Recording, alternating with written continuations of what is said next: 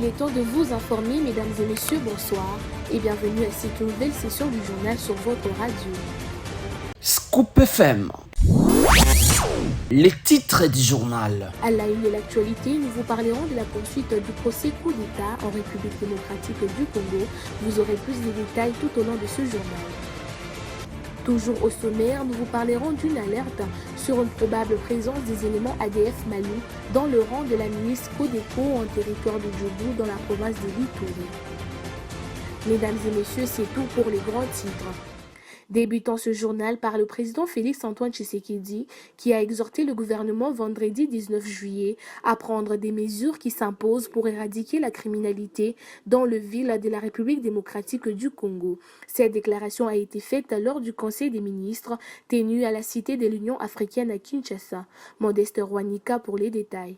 Le président de la République est préoccupé par la recrudescence de la criminalité dans plusieurs villes de notre pays, la République démocratique du Congo, mettant ainsi en péril les vies humaines et perturbant la vie sociale et économique de la population congolaise. Le président de la République a engagé le vice-premier ministre, ministre de l'Intérieur, le vice-premier ministre, ministre de la Défense, ainsi que le ministre d'État de la Justice et garde des Sceaux, sous la supervision de la première ministre Judith Toulouka Souminois, à prendre toutes les mesures qui s'imposent pour éradiquer ces phénomènes qui insécurisent les personnes et leurs biens, a déclaré Patrick Mouyaya, porte-parole du gouvernement. De nombreux cas de criminalité sont signalés dans les villes et localités, perturbant la tranquillité des citoyens. Les biens des habitants sont souvent volés et les propriétaires parfois tués ou blessés. Ces criminels, souvent armés, sont parfois arrêtés et traduits en justice, mais d'autres continuent d'opérer en toute impunité. À ces phénomènes s'ajoute les banditismes urbains connus sous les noms des Kuluna qui sèment la panique dans plusieurs villes de la République démocratique du Congo, notamment dans la capitale à Kinshasa. Les différents présidents des cellules de l'UDPS ville-province de Kinshasa se sont réunis pour témoigner leur soutien au secrétaire général de cette formation politique, Augustin Kabouya. Plus de détails dans cet élément de reportage. Voici un nouvel argument pour couper court aux illusions de ceux qui veulent faire croire à l'opinion que l'UDPS n'a plus de base. Ce sont des présidents des différentes cellules de l'UDPS à travers la capitale Kinshasa. Venus témoigner leur loyauté au secrétaire général faisant fonction du président et du parti, ils ont tenu à l'accompagner jusqu'à son domicile. Très déterminés à confondre les frondeurs, ces présidents cellulaires ont préféré se présenter un après l'autre. Président, il y a cellule rond-point Rigini. Cellule Mutombo, cité de l'Espoir, section Mikondo, fédération de la Tchamba. Badiadjing, section Selemba Sid, fédération Fona. Nous sommes venus ici témoigner notre fidélité indéfectible auprès de vous, autorité établie selon. Après plusieurs frustrations des fédérations composantes de l'UDPS, parti politique cher au président de la République Félix-Antoine Tshisekedi, c'est le tour du Conseil des sages de la Force du Progrès qui désavoue les combattants et secrétaire général de ces partis politiques et appelle à une mise en place du comité des crises d'urgence. Modeste Rwanika nous fait le fait. Déclaration politique de la Force du Progrès numéro 020-FP-PR-024. Très chers combattants et combattantes de la Force du Progrès UDPS, le Conseil des sages de la Force du Progrès, après une réunion d'urgence du 19 juillet 2024, constate avec amertume une crise incommensurable qui s'installe dans les partis dont les répondants principal est le secrétaire général Augustin Kabouya. Reproché des malgestions sans précédent, du népotisme et d'absence intégrale d'un esprit managérial, en ces jours la coordination Conseil des sages au regard de toutes ces accusations arrête ce qui suit, confirme avec les dernières énergies que le combattant Augustin Kabouya est l'acteur principal des œuvrements de la jeunesse du parti, particulièrement c'est de la Force du Progrès, pour avoir très mal managé la désignation des animateurs de la jeunesse du parti. 2. Confirme que le combattant Augustin Kabouya n'est qu'un incompétent, notoire, car depuis l'accession de l'IDPS au pouvoir, malgré nos cotisations au parti, ce dernier n'a acheté sur fonds propres parti aucun siège pouvant abriter ne fût-ce qu'une fédération. Par contre, à ce jour de M. Kabouya, chômeur de son état comme nous autres, et à son énième immeuble construit à évalué à beaucoup de millions de dollars, à ce qui lui fait oublier les valeurs de l'IDPS. 3. Confirme que le combattant Augustin Kabouya n'était pas à la hauteur d'être le patron de l'administration de l'IDPS. De ce qui précède, la coordination du Conseil des sages tient la décision de la présidence du parti du 11 juillet 2024 portant sur le retrait de la confiance combattant Augustin Kabouya. Le Conseil des sages de la force du progrès désavoue à l'unanimité le combattant Augustin Kabouya au poste de secrétaire général de l'IDPS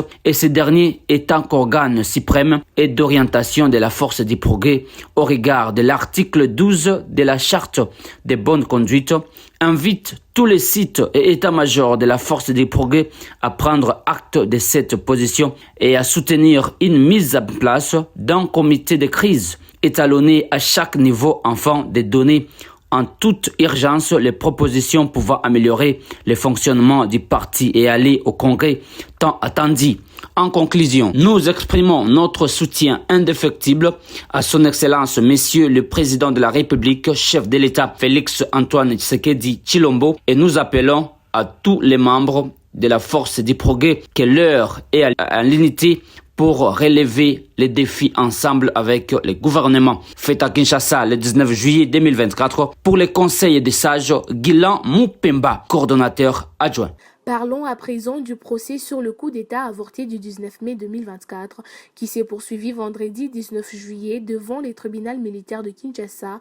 À Gombe, l'affaire oppose en effet l'auditeur général aux 51 personnes accusées d'être les auteurs de cette aventure suicidaire. Gracia Akilimali nous en parle. Considéré par le ministère public comme la personne qui aurait fourni à Christian Malonga et sa bande les différentes informations importantes qui les a permis d'accéder facilement au palais de la nation, Madame Mbemba Dona Mado, nettoyeuse de surface au palais de la nation, a rejeté toutes les accusations portées contre elle. Cette dernière, comme par hasard, la grande sœur de Kindomba, fils gérant du bus qui a transporté les assaillants à Kinshasa. Selon ses avocats, le ministère public n'a pas apporté de preuves qui a démontré qu'elle a réellement servi d'informatrice à la bande Malonga. Le 51 prévenus mis en cause dans cette affaire sont accusés notamment de terrorisme et d'avoir mené un assaut au domicile de Vital Kamerhe, actuel président de la Chambre basse du Parlement. Plusieurs d'entre eux ont déjà été auditionnés par le tribunal, notamment Marcel Malonga, fils de Christian Malonga. Alerte sur une probable présence des éléments ADF Malou dans les rangs de la milice Codeco en territoire de Djougou, province de l'Ituri. Dans une correspondance adressée aux différentes autorités du pays par la présidence nationale de l'association culturelle à Congo, à Dosso, qui réunit le peuple Niali.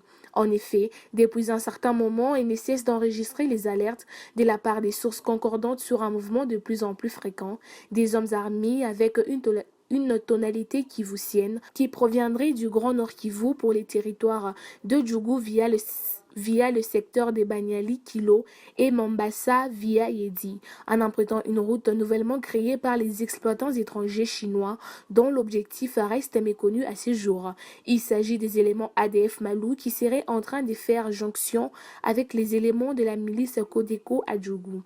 La dite route prend naissance sur la RNK précisément dans le village de Badimboli, dans la chefferie des Walese Vokutu. Nous appelons les autorités de l'État congolais au travers ses services de sécurité à prendre ces alertes au sérieux, car à 2022 déjà, lors d'une opération militaire à Djougou contre la Codeco, l'armée congolaise avait réussi à capturer plusieurs sujets ougandais dans le rang de la milice Codeco, et ces Ougandais ont été présentés devant le gouverneur Banamissa Abunia. Ces Ougandais s'exprimaient toujours en anglais, disant qu'ils sont venus aider la Codeco et chercher de la fétiche auprès de la Codeco.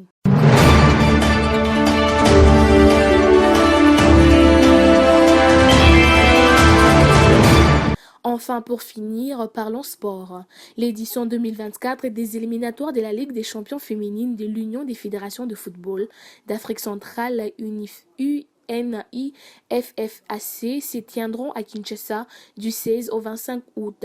Le TP Mazembe représentera la RDC au cours de ce tournoi. La République démocratique du Congo accueille pour sa toute première fois ces tournois zonal. Le TP Mazembe, l'équipe hôte, sera sa 3e participation. Après l'organisation des 2 premières éditions, 2022 et 2023 en Guinée équatoriale, le club louchois a réussi à se hisser une fois en 2022 pour la première fois en phase finale à Marrakech au Maroc. Ce sera l'occasion pour lui de chercher à signer son retour après avoir manqué la dernière édition qui s'est déroulée du 5 au 19 novembre 2023 en Côte d'Ivoire. Cette phase finale regroupe 8 clubs issus des 6 zones. Le match se joueront en poule unique et le premier du classement sera la représentante de l'Afrique centrale. Notez que le pays hôte sera désigné le 10 octobre de l'année en cours lors de la 45e Assemblée générale ordinaire de la Confédération africaine de football, CAF en sigle, à Kinshasa. Au total, 4 équipes prendront part à cette finale. Il s'agit des TP Mazembe de la RDC, Atlético Fémino Malabo de la Guinée équatoriale, CSM Diable Noir du Congo-Brazza et l'Eke FF du Cameroun. Et c'est par cette note sportive que s'achève cette édition. Merci à vous tous de l'avoir suivi. Grande a été ma joie de vous servir. On se retrouve très prochainement avec le même et réel plaisir.